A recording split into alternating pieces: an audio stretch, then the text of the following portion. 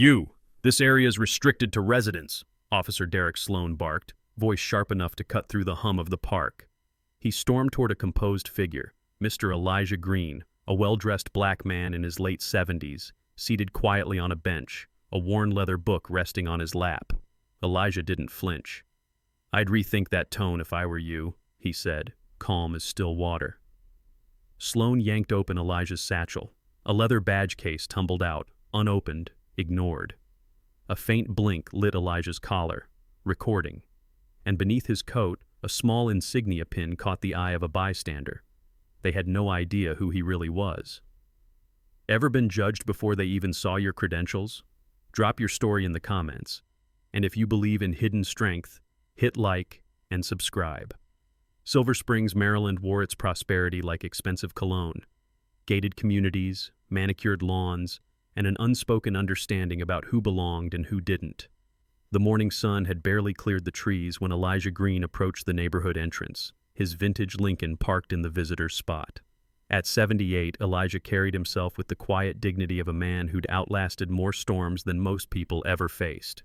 His salt and pepper beard was immaculately trimmed, his caramel brown skin carrying the lines earned from decades under both sun and scrutiny. His eyes, sharp, observant, patient, missed nothing. The security booth stood like a fortress at the community entrance. Inside, officers Derek Sloan and Mike Brenner sat drinking coffee, laughing at something on Brenner's phone. They didn't notice Elijah until he was directly in front of their window. "I'm here to see the Washingtons at 1742 Maple Court," Elijah stated, his voice rich with the warm tones of his Carolina upbringing. Sloan barely glanced up. "Deliveries and service entrances are around back." "I'm not delivering anything except myself," Elijah replied evenly. "I'm a guest." Brenner snickered. "Sure you are, Pops." He exchanged looks with Sloan. "And I'm the Tooth Fairy." Elijah had lived through 6 decades of these moments. The assumptions, the dismissals, the jokes made at his expense. He'd learned when to fight and when to wait. This morning, something told him to wait. "The Washingtons are expecting me," he repeated, showing no reaction to their tone. "Nobody told us about any visitors," Sloan said, standing now. He was younger than Brenner, maybe early 30s, with the overeager demeanor of someone with something to prove. "Especially not—" He didn't finish the sentence, but his eyes completed it, sliding over Elijah's appearance with skepticism. "Perhaps you could call them," Elijah suggested. Brenner laughed. "We don't disturb residents because someone claims they're expected." His hand rested casually on his holstered weapon. "Now move along before there's trouble." Elijah noticed their body cameras were both turned off. "Have you ever been dismissed because of how you look? Would you fight back or keep your cool? Tell us in the comments, and don't forget to like and subscribe if you know what it's like to be underestimated." "Listen, Grandpa." Sloan's voice hardened as he stepped from the booth. "This is a private community. You don't have the code, you don't have resident confirmation, you don't get in." Elijah remained perfectly still. "I'd like to speak to your supervisor." "We are the supervisors here," Brenner joined in, coffee forgotten, "and we decide who belongs." Sloan circled Elijah slowly, studying his tailored coat, polished shoes, and leather satchel with suspicion. "What's in the bag, old-timer? Better not be trouble." "Nothing but paperwork," Elijah replied, unfazed. "And a lifetime of patience I'm quickly exhausting." Sloan smirked. "Threatening an officer now? What would you do if someone abused their authority right in front of you? Would you stay calm or fight back instantly? Drop your answer below, also hit like and subscribe." "Empty the bag," Sloan commanded, one hand on his taser. "Now." The moment stretched taut as morning light caught the silver threads in Elijah's beard. Around them the world continued. Birds called, sprinklers hissed on manicured lawns, and somewhere inside the gates, the lives Elijah had protected for decades carried on, oblivious. "Son," Elijah said, the word deliberate, not condescending. "I've complied with every reasonable request. That ends now." Brenner stepped closer. "You trying to get yourself in trouble, old man?" "Trouble," Elijah repeated, the word hanging in the air between them.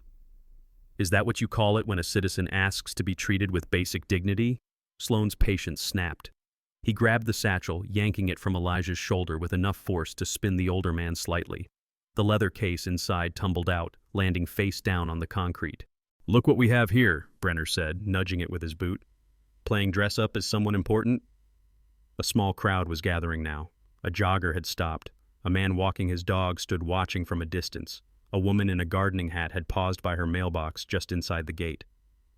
"You have exactly one opportunity to return my property," Elijah said, voice dropping lower, calmer. The stillness in him was more unnerving than any rage could have been. "Or what?" Sloan laughed, kicking the case toward Brenner. "You'll call your grandson to come beat us up?" "No," Elijah said, reaching slowly into his coat pocket. Both officers tensed, hands moving to weapons. "I'll make a call, but not to family." Something in his voice made the jogger pull out her phone and start recording. Sloan noticed and stepped between her and the scene. "Ma'am, please move along. Police business." "Let her record," Elijah said. "In fact, I insist on witnesses now." Brenner picked up the leather case, flipping it open carelessly. His expression shifted. Confusion, then disbelief, then something approaching fear. "Derek," he said, voice suddenly tight, "you need to see this." But Sloan was already reaching for Elijah's arm. "Hands where I can see them now." "If you were standing in Elijah's shoes, would you reveal your identity, or let them dig their own grave deeper? Comment your choice below, and if you stand for dignity in the face of disrespect, like and subscribe now." "I said hands up," Sloan shouted, drawing his taser. The morning quiet shattered like glass. Elijah's expression never changed, not a flinch, not a tremor. With deliberate calm, he removed his hand from his pocket, holding a small silver device. "This is a panic button, Officer Sloan," he said, thumb poised over it. "One press, and SWAT teams from 3 jurisdictions will converge on this location within 4 minutes." Brenner's face had drained of color. "Derek," he repeated urgently, holding up the open badge case. "He's federal." "I don't care if he's—" Sloan began, then froze as he finally registered the gold shield and credentials in his partner's trembling hand. "Director Elijah Greene, Department of Homeland Security Counterterrorism Division," Elijah stated, his voice carrying to every witness present. "Recently retired after 43 years of service, though my credentials remain active, as does my security clearance." He paused. "Level 9. The jogger's phone continued recording. The man with the dog had moved closer. "This is ridiculous," Sloan blustered, though his voice had lost its edge. "How do we know that's even real?" Elijah smiled for the first time, a small, cold thing.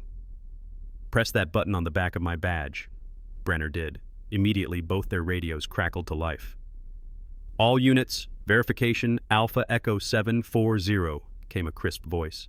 "Director Greene's credentials confirmed. Status and situation report required immediately." In the distance, sirens began to wail. "If someone crossed a line they couldn't take back, would you call them out or let the world decide? Drop your answer in the comments, hit like and subscribe to the channel if this hit you too." "Situation under control," Elijah spoke clearly into his lapel mic, the one they'd dismissed as a decorative pin. "Stand down perimeter teams, but I want command here, now." The sirens didn't fade. Sloan took a step back, suddenly aware of how exposed they were. The growing crowd of residents, the cameras, the approaching response teams. "Look, there's been a misunderstanding." "No misunderstanding," Elijah cut him off. "You saw an elderly black man and decided without evidence that I didn't belong, that I was service staff, that I could be manhandled, mocked, and threatened with a weapon." Brenner tried next. "Sir, if we'd known who you were—" "That's precisely the problem," Elijah said, retrieving his badge case with steady hands. "You believe respect is conditional on status. It's not." A black SUV with government plates pulled up behind Elijah's Lincoln. 2 agents in suits emerged, moving with the efficient purpose of people who didn't need to rush to Project Authority. "Director," the first agent acknowledged with a nod. "Agent Harris," Elijah returned. "These officers detained me without cause, confiscated federal credentials, and threatened me with a taser when I attempted to identify myself." Harris didn't react beyond a slight tightening around his eyes. "Understood, sir." He turned to the officers. "Gentlemen, I need your names, badge numbers, and commanding officer's contact information. Now." Sloan's hand drifted toward his weapon. "This is private property. We have jurisdiction." "Not anymore." Elijah said quietly. Not after you threatened a federal officer. When everyone's watching, would you keep pushing for truth or let it go? What would you do? Share your decision in the comments. Also hit like and subscribe. Under Title 18, Section 111 of the United States Code, Elijah stated clearly, each word measured and distinct, assault or intimidation of a federal officer, active or retired, during or because of their official duties, is a federal offense. The crowd had grown. Phones recorded from every angle. Inside the gate, residents had gathered, watching the unfolding scene with expressions ranging from confusion to outright alarm. Furthermore, Elijah continued, the racial profiling displayed here today violates at least 6 Department of Justice guidelines and your own department's stated policies. A police cruiser with supervisor markings pulled up, followed by 2 more SUVs. A harried-looking sergeant hurried toward them. "What's going on here?" he demanded, taking in the scene, the federal agents, the gathered crowd, the ashen faces of his officers. Agent Harris intercepted him. "Sergeant, I'm Special Agent Harris with Homeland Security. We have a situation involving 2 of your officers and Director Greene." The sergeant's eyes widened as they landed on Elijah. "Director Greene? The Director Greene?" "The man who prevented the 2019 D.C. subway attack," Elijah confirmed without pride. "And who, until 5 minutes ago, was being threatened with a taser by your officers for trying to visit friends." Sloan's posture had collapsed entirely, his earlier bravado evaporated. Brenner stared fixedly at the ground. "Sir," the sergeant began, "I can't express how deeply—" "Save it," Elijah interrupted. "I'm not interested in apologies. I'm interested in accountability. Would you let injustice slide if it kept the peace, or would you risk everything to call it out? Share your choice in the comments. Like and subscribe if you believe silence is never the answer." "Officers Sloan and Brenner," the sergeant said, his voice tight with controlled fury, "surrender your weapons and badges to Agent Rivera, now." "Boss, come on," Sloan protested weakly. "We were just doing our job." "Your job," Elijah said, "was to verify my identity, not assume I was trespassing based on my appearance." The SWAT team that had arrived, 6 officers in tactical gear, stood at parade rest nearby, their presence a silent reminder of how quickly the situation had escalated. Their commander, a stocky woman with lieutenant bars, approached Elijah. "Director Greene," she said, offering a crisp salute. "It's an honor, sir. Your counterterrorism lectures at Quantico changed how we approach community integration in high-risk zones." Elijah nodded acknowledgement. "Thank you, Lieutenant. I trust your team will help secure the scene while statements are taken?" "Absolutely, sir." The Washington family, Elijah's friends and former colleagues, had pushed through the gathering crowd, looking horrified. Dr. Alicia Washington rushed forward. "Elijah, we've been waiting for you. What happened?" "Racial profiling happened," he replied simply. "Not my first encounter, just the most public." Agent Harris returned with a tablet. "Sir, we're ready to take your statement, and there's more." He pulled up security footage from the guard booth, crystal-clear images showing not just this morning's confrontation, but a pattern. 3 separate incidents in the past week where minority visitors had been harassed, denied entry, or forced to use service entrances despite having legitimate invitations. "We'll need the names of everyone in those videos," Elijah said. Brenner, who had been silent, suddenly spoke. "You can't do this. You're retired. You don't have the authority." Elijah turned to him slowly. "I spent 4 decades protecting this country from threats both foreign and domestic. Sometimes those threats wore turbans, sometimes they wore suits and ties, and sometimes," he paused, looking directly at the officers, "they wore badges." The sergeant stepped forward. "Director Greene, I give you my word these officers will face departmental discipline." "That's not enough," Elijah cut him off. "This goes beyond departmental discipline. This is a civil rights violation, documented and witnessed." He turned to address the gathered crowd directly. "For every person who's experienced what I did today but lacked the credentials or connections to fight back, this stops here." To Agent Harris, he added, "I want a formal DOJ investigation, not just these 2 officers, but the entire department's patterns and practices." Sloan, finally understanding the magnitude of the situation, tried one last desperate defense. "We made a mistake. One mistake. Are you really going to ruin our lives over this?" Elijah looked at him. neither angry nor vindictive, simply resolute. Officer Sloan, this wasn't one mistake. This was the day your mistakes finally found the wrong target. He turned to the lieutenant. I'd like to continue to my original destination now. The Washingtons have been waiting long enough. As he walked through the gate, the very space he'd been denied entry to, the crowd parted. Some residents looked away, embarrassed. Others nodded in respect. Dr. Washington walked beside him, speaking softly. You know they'll fight this, Elijah. The police union, the neighborhood association, they have money and influence. Elijah smiled for the first time that morning. Alicia, I've faced down terrorists with suicide vests. Trust me when I say, I'm not worried about a few uncomfortable meetings. What would you do if the whole room watched you bring someone to justice? Stay strong or show mercy? Let's talk about it also. Hit like and subscribe. 3 hours later, Elijah sat in the Washington's sunlit living room, the weight of the morning's events settling over the gathering of old friends and colleagues. A call came through on Elijah's secure line, the Silver Springs police chief himself. Director Greene, the chief's voice carried through the speaker. I understand there was an unfortunate incident this morning. I've reviewed the preliminary reports and would like to offer a resolution. Elijah raised an eyebrow. I'm listening. Officers Sloan and Brenner will be suspended without pay for 30 days. They'll undergo sensitivity training, and of course we extend our sincerest apologies. The room fell silent. Everyone present understood what was being offered, a quiet settlement, a path of least resistance. Robert Washington, retired FBI deputy director, leaned forward. Take it, Eli, he whispered. You've made your point. No need to become a public spectacle at your age. Alicia Washington shook her head slightly, disagreeing with her husband. Elijah considered the offer.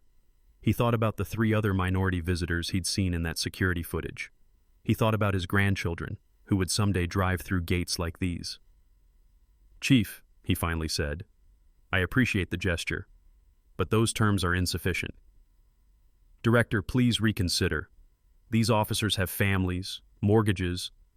So do the people they profile and harass, Elijah replied evenly. The investigation continues, or I hold a press conference this afternoon with 43 years of federal contacts in attendance.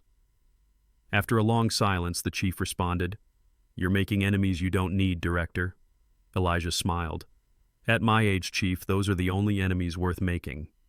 Would you show mercy to someone who never showed you respect, or would you let the consequences do the talking? Let us know in the comments also. Like and subscribe. The next morning, Elijah walked into the Department of Homeland Security headquarters in Washington, D.C., not as a visitor, but as a man with purpose. His retired status had never fully disconnected him from the agency he'd helped shape for nearly half a century. He bypassed the main security desk with a nod, the guards there knew him well, and took the elevator to the 7th floor, the assistant director's office. Monica Reeves, his former protege and now the 3rd highest ranking official in the department, stood as he entered. Elijah, she said warmly, though her eyes were concerned. I've reviewed your incident report. Moving forward with this is going to create waves.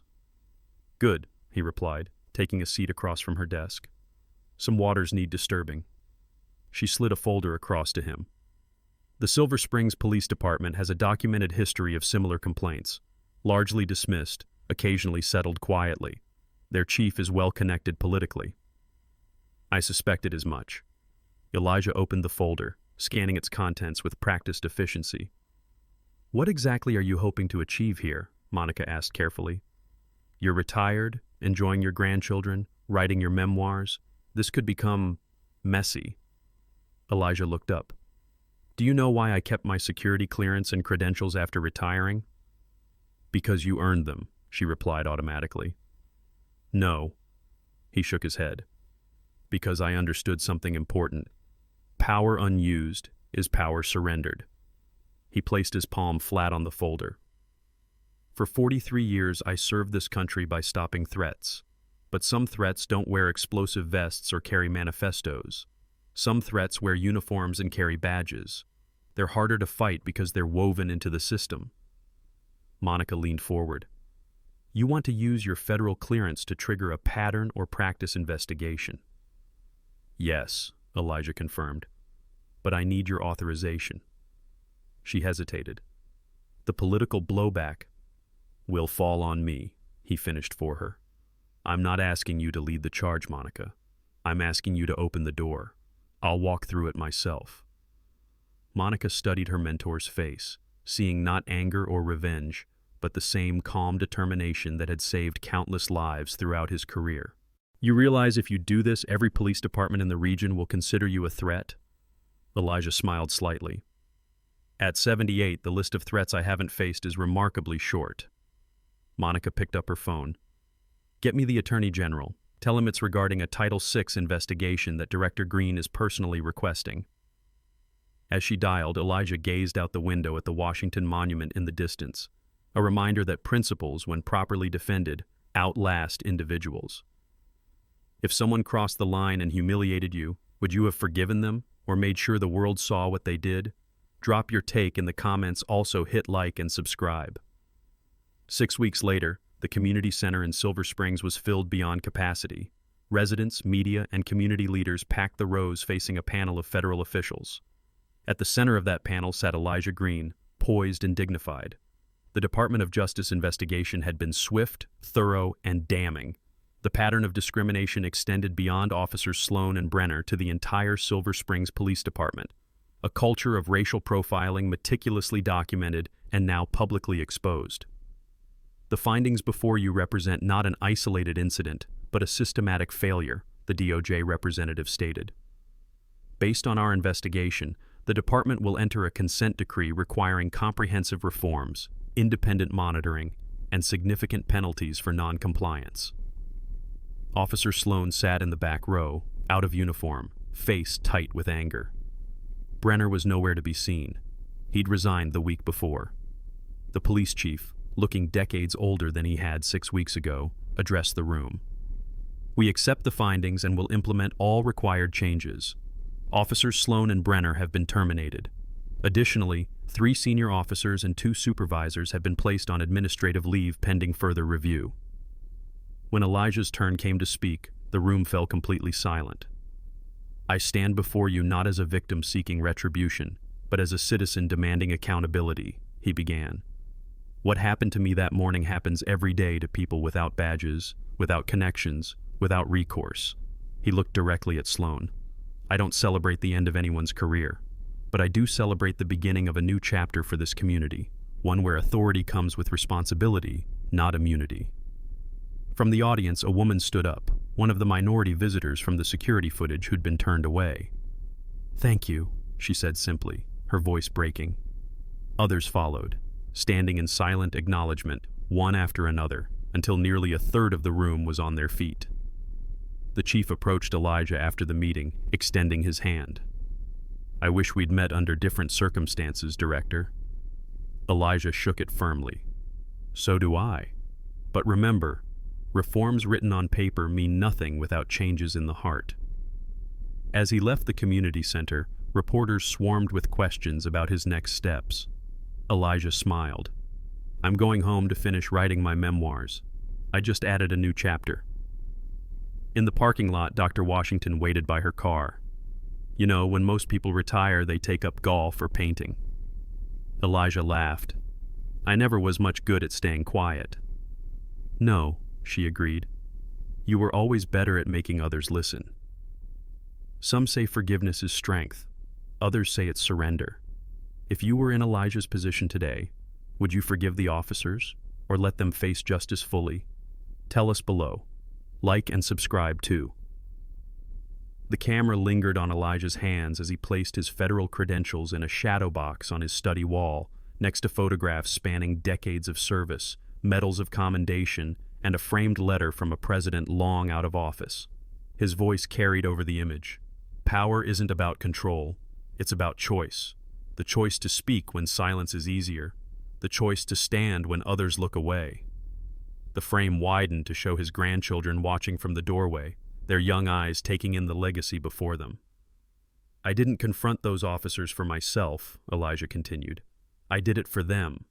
For every child who deserves to grow up in a world where dignity isn't determined by uniform or status or skin color. He turned toward the camera, eyes clear and direct. Justice starts with 5 simple words. I will not be ignored. If you enjoyed today's story, like, share, and subscribe for more justice stories like this.